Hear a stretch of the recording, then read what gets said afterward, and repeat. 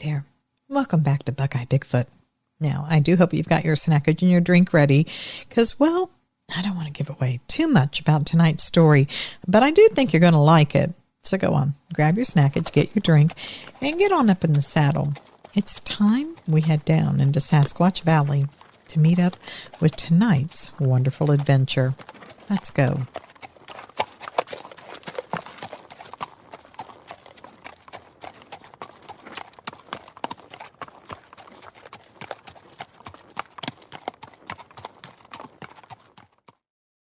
Some years ago, one of my friends in Seward let me rent out his cabin for cheap as a favor.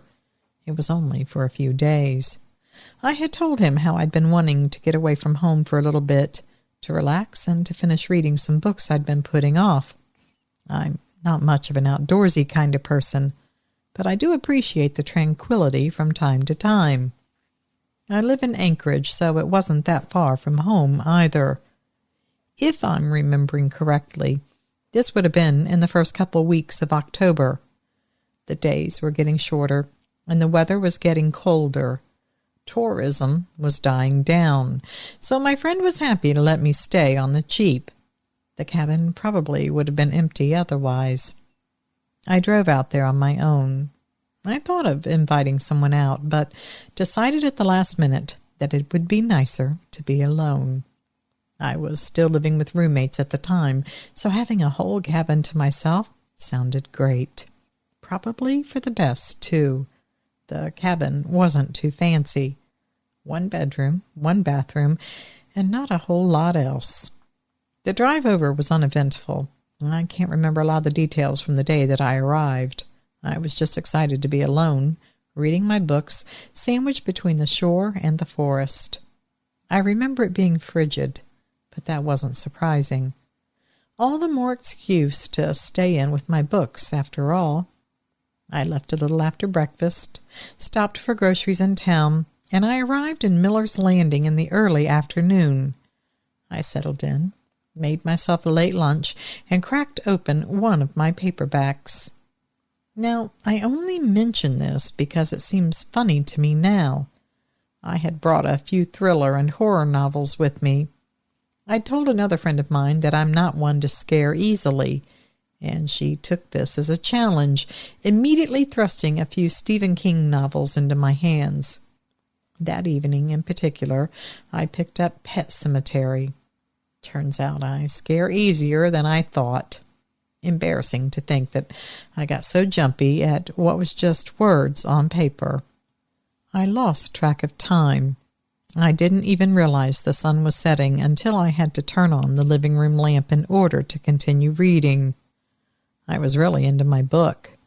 More importantly, though, I was really jumpy. Little sounds startled me. I nearly leapt out of my skin when I first heard the gentle pitter-patter of something on the window pane, only to find that it was the intermittent fall of snow flurries. At one point, I got up to make sure all the doors and windows were locked. I was seriously on edge. I kind of wonder if I would have noticed what happened that night had it not been for how skittish that book made me. It's hard to say exactly what time it began, but it was sometime around sunset. I was still deep into my reading. I heard bear sounds coming from outside. It probably shouldn't come as a surprise that bears are just a fact of life on this side of North America. We don't necessarily run into them on a daily basis, especially if you stay in town, but you're always at least a stone's throw away from a bear's stomping ground. So when I heard the low growling of a bear from somewhere outside the cabin, it scared me good, don't get me wrong. But the moment I listened long enough to understand what it was, I breathed a sigh of relief almost immediately. Bears don't break into cabins. Bears generally want nothing to do with human life. I know that as of recently there have been more news of break-ins and what have you, but back then it just didn't happen. And even if a bear did decide to break in, I always kept bear spray handy. This is all to say The presence of a bear, especially one that was outside while I was inside, wasn't that big of a deal. It didn't even sound that close, relatively. It definitely wasn't right next to a window or anything. The big deal, though, was the sound that followed, a sound I did not recognize. Because I heard that bear rumble and grumble, and I said to myself, well, that's a bear. And I went back to my reading.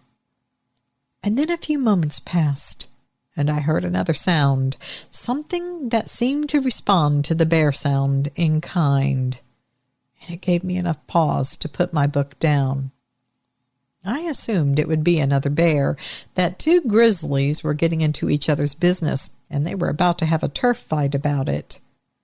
But the second sound did not sound like another bear. It sounded just different enough that I could not be sure. So I sat up and listened carefully, curious to hear more. Again came the familiar, loud, territorial growl of a grizzly. And then came the reply, something guttural and higher pitched, though still resembling the bellow of a wild animal. I could not relax after that.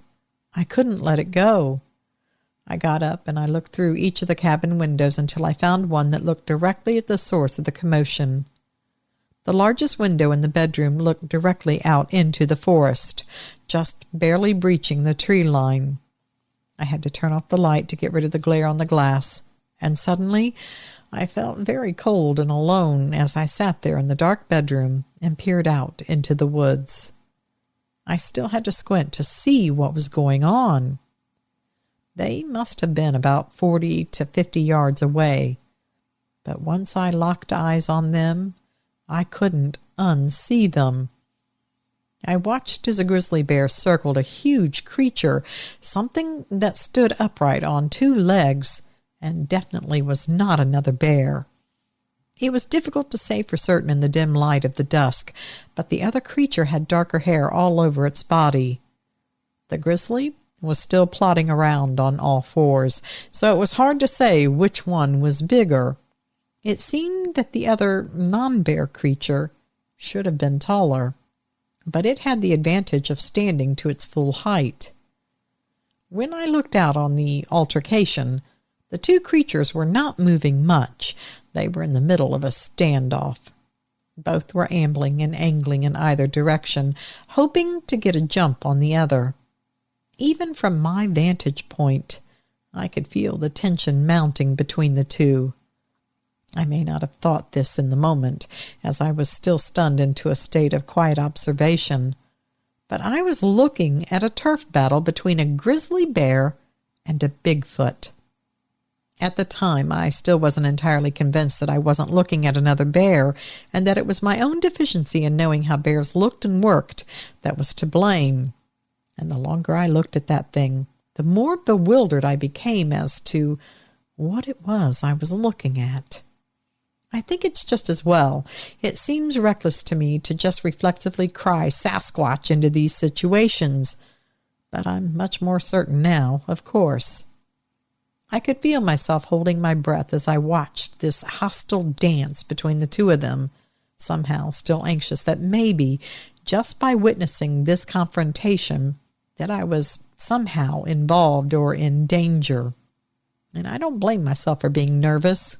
Seeing a fight between a bear and any other creature in itself would be an adrenaline rush.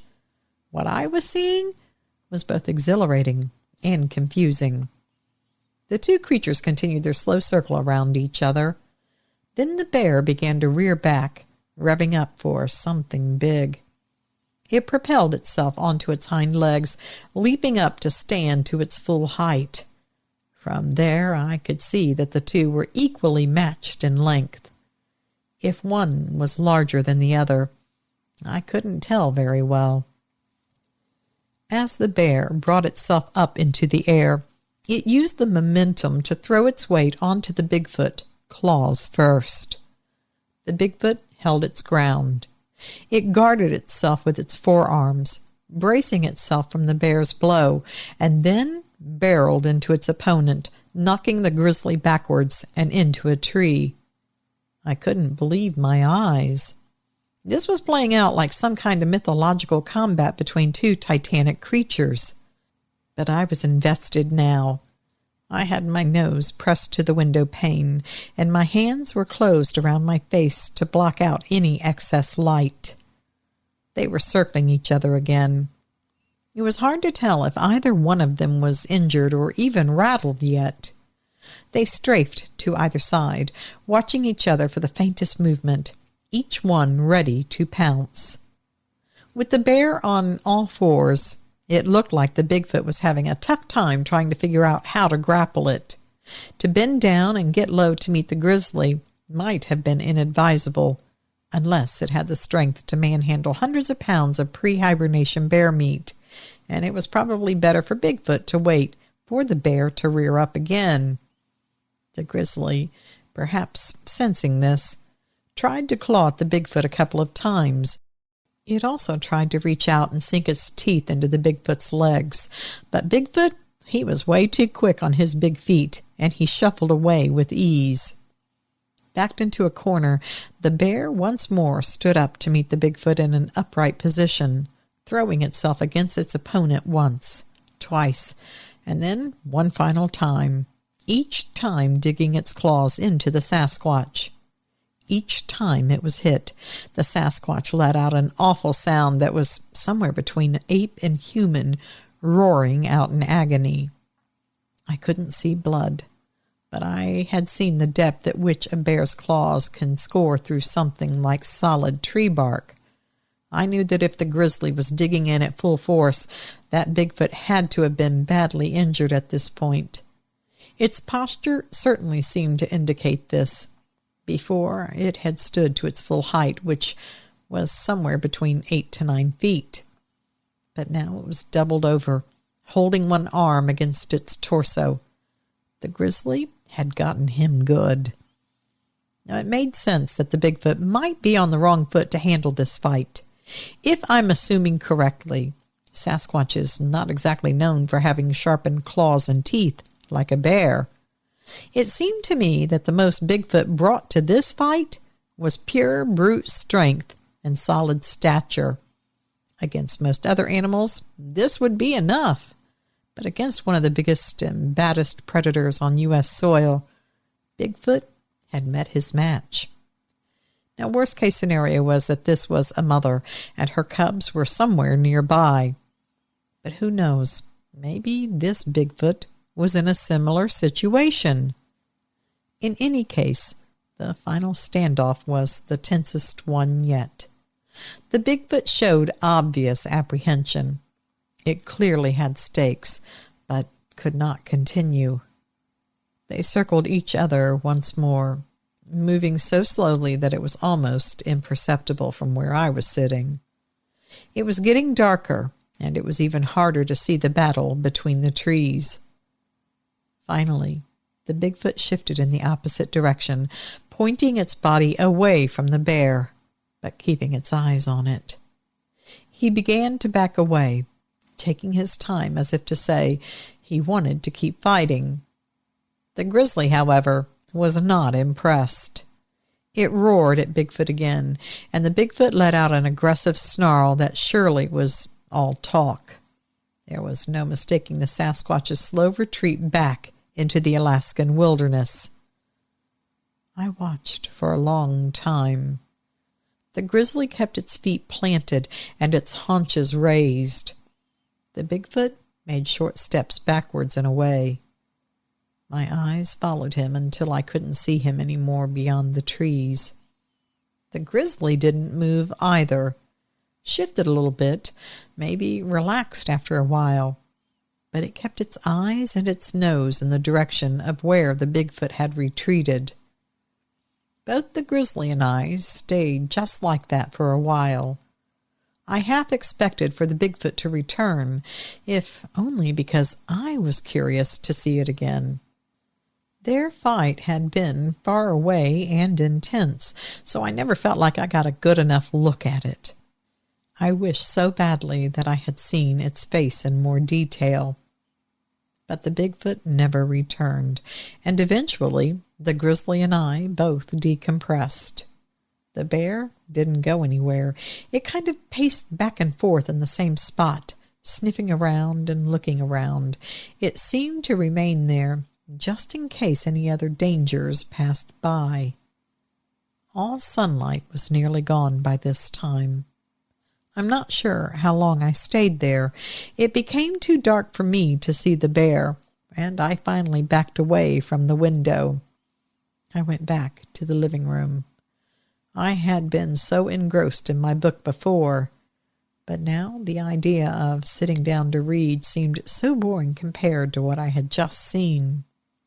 The next day, while the sun was still out, I wandered outside, with bear spray in tow, mind you, and I approached the area where I had seen the fight.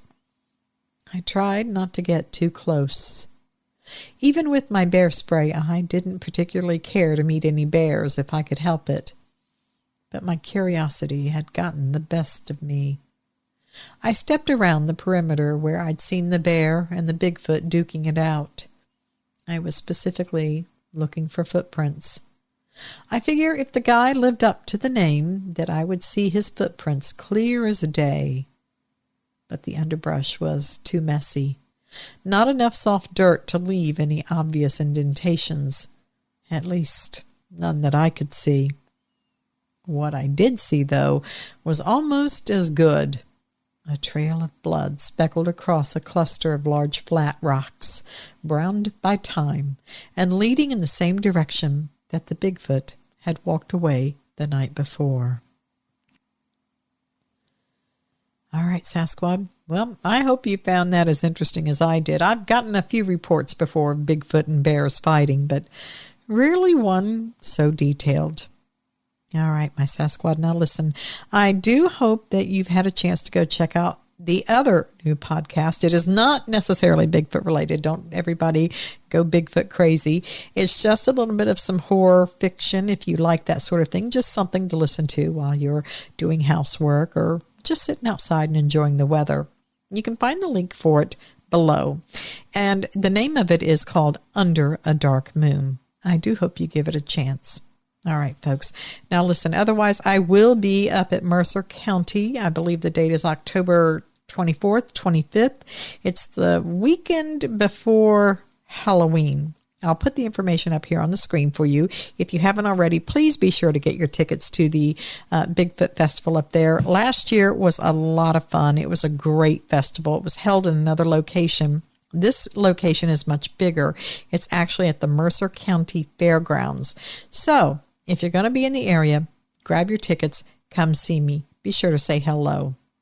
All right, my folks. Otherwise, thank you again for sticking with me all the way to the end. I do hope you had a lovely Labor Day weekend if you were here in America. Otherwise, around the world, I hope you had a wonderful weekend as well. And thank you for stopping by. And until we get together again, please always remember, absence of proof is not proof of absence. Thanks for listening.